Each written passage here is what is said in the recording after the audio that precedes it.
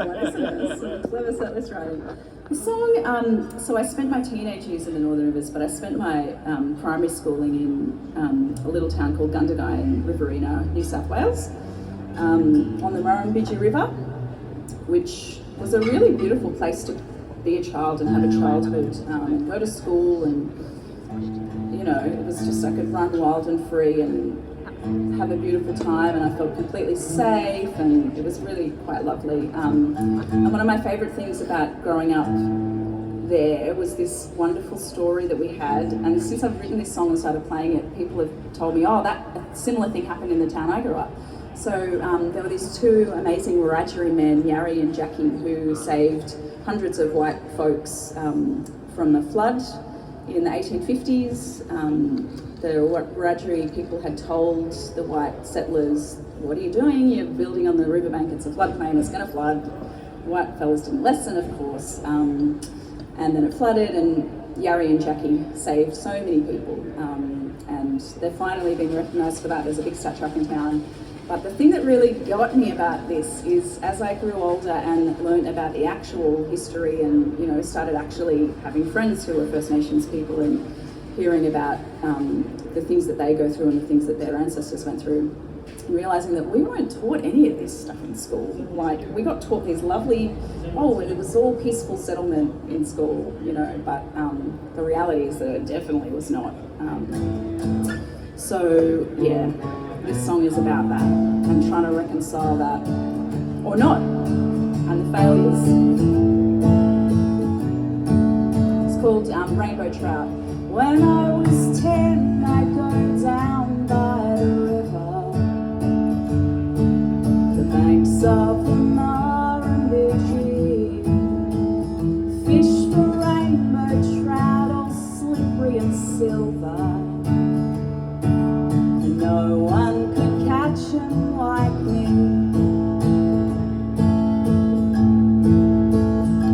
I love those old school stories of brave Yarri and Jackie, who saved me in town when the Bidgie broke banks in the 1850s, and the white folks were all set to drown.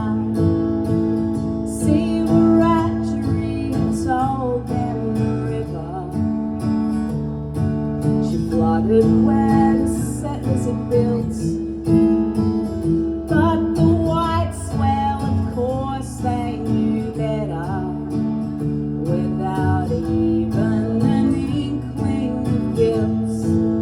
When I was 10, I'd go down by the river, the banks of the Murrumbidgee, fish for rainbow trout, silver.